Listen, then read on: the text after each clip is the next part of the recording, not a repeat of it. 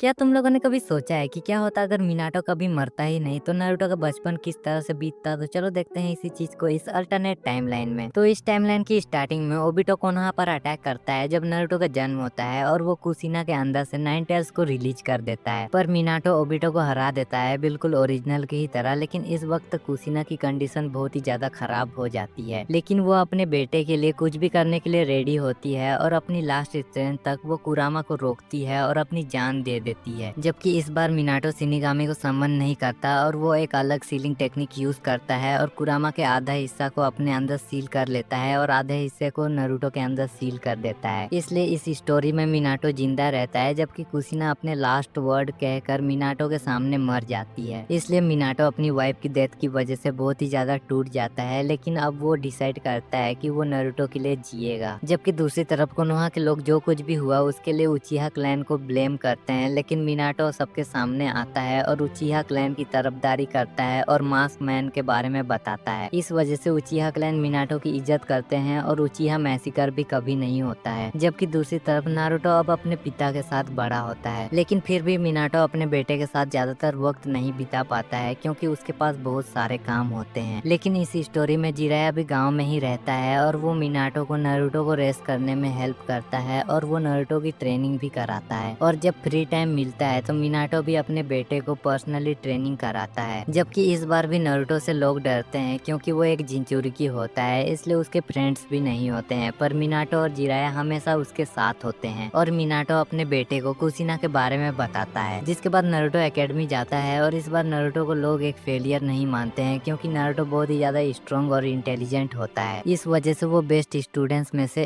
एक होता है और सभी लोग उसकी मेहनत की इज्जत करते हैं और सबको पता होता है कि वो होकागे का बेटा है। जबकि दूसरी तरफ मिनाटो काकाशी से रिक्वेस्ट करता है कि वो नारुतो का सेंसे बने और इस वजह से टीम 7 ओरिजिनल की ही तरह बनती है। जिसके बाद उनकी टीम को लैंड ऑफ वेब का मिशन मिलता है जहाँ पर नारुतो अपनी टैक्टिकल सोच से जाबुजा को इम्प्रिजन कर देता है और मिशन कंप्लीट कर देता है और उनकी टीम विलेज वापस लौट आती है। जिसके बाद जूनिन एग्जाम की प्रिपरेशन शुरू होती है, इसलिए जिराया नारुतो को नई टेक्निक सिखाता है। साथ ही में मिनाटो भी अपने बेटे को फ्लाइंग राइजिंग टेक्निक सिखाता है। इसलिए एग्जाम में नारुतो इजीली नेजी को हरा देता है, जबकि ओरोचिमारू मिनाटो के होने की वजह से कोनोहा पर अटैक नहीं करता। इसलिए जूनिन एग्जाम का टूर्नामेंट आगे बढ़ता है जिसमें सास्के गारा को हरा देता है। क्योंकि इस स्टोरी में इटाची और शिसुई सास्के को ट्रेन करते हैं, इस वजह से सास्के बहुत ही ज्यादा स्ट्रॉन्ग होता है। इसलिए फाइनल्स में नारुतो और सास्के के बीच एक लेजेंडरी बैटल होती है, पर आखिर में नारुतो अपने दोस्त को हरा देता है और जूनिन बन जाता है। इसलिए मिनाटो अपने बेटे पर बहुत ही ज्यादा प्राउड होता है। जिसके बाद समय गुजरता है और नारुतो बड़ा होता है और स्ट्रॉन्ग भी बन जाता है, इसलिए जिराया उसे माउंट मेगुकू ले जाता है और सेज मोड सिखाता है। और इस दौरान तक मिनाटो कुरामा मोड मास्टर कर लेता है और वो अपने बेटे को भी इस पावर को कंट्रोल करना सिखाता है। जबकि दूसरी तरफ ओबिटो और नागाटो अपने प्लान के लिए अकात्सुकी बनाते हैं और वो लोग एक एक कर जिंचुरिकीस को कैप्चर करना शुरू करते हैं। और ये जानकर मिनाटो बहुत ही ज्यादा परेशान हो जाता है क्योंकि वो जानता है कि इस वजह से दुनिया का बैलेंस बिगड़ रहा है। इसलिए कोनोहा के शिनोबी अकात्सुकी से लड़ते हैं और एक एक करके उनके मेंबर्स को मारते जाते हैं। इसलिए आखिर में पेन कोनोहा पर अटैक करता है कुरामा को कैप्चर करने के लिए, लेकिन मिनाटो और नारुतो मिलकर उसे हरा देते हैं और विलेज को प्रोटेक्ट करते हैं। जबकि ओबिटो वीक नागाटो को मार देता है और उसका रिनेगान ले लेता है। फिर वो ओरोचिमारू के साथ एक अलायंस बनाता है। इसलिए मिनाटो पांचों नेशंस को यूनाइट करता है और मादरा और ओरोचिमारू के खिलाफ ग्रेट निंजा वॉर शुरू करता है जिसमें बहुत सारे शिनोबिस मारे जाते हैं। इसलिए इटाची और सास्के दोनों अपना मांगेक्यू शारिंगान अवेक कर लेते हैं और बैटल के दौरान शिसुई भी अपना कोतोआमात्सुकामी ओरोचिमारू पर यूज करता है और इसी वजह से ओरोचिमारू और सारे एडो शिनोबिस अलायंस के लिए लड़ते हैं। जबकि दूसरी तरफ मिनाटो और नारुतो ओबिटो के खिलाफ लड़ते हैं और उसका मास्क तोड़ देते हैं और उसका चेहरा देखते ही मिनाटो बहुत ही ज्यादा शॉक्ड हो जाता है क्योंकि उसे पता चल जाता है कि उसका बिलवेड स्टूडेंट ही इन सब के पीछे है। पर फिर भी वो लोग ओबिटो को हराते हैं और ओबिटो को अपनी साइड में कर लेते हैं। इसलिए एडो मादरा भी यूनाइट फोर्स के सामने हार जाता है और सील कर दिया जाता है। फिर बहुत सालों तक पीस बना रहता है और मिनाटो अपने बेटे को होकागे बना देता है, जिसके बाद वो अपने ग्रैंडसन को भी रेस और ट्रेन करता है। जबकि कुछ सालों बाद मोमोशिकी के बैटल के दौरान नारुतो और सास्के हार जाते हैं, लेकिन हागुरोमो उनके कॉन्शियसनेस में आता है और उन्हें अपनी पावर्स देता है। इसलिए नारुतो और सास्के फिर से उठकर मोमोशिकी और फ्यूचर एनिमीज को डिफीट कर देते हैं। जिसके बाद साल बीतते जाते हैं और मिनाटो की वजह से बोरुतो बहुत ही ज्यादा स्ट्रॉन्ग बन जाता है। और जब मिनाटो बहुत ज्यादा बूढ़ा हो जाता है तब वो अपना कुरामा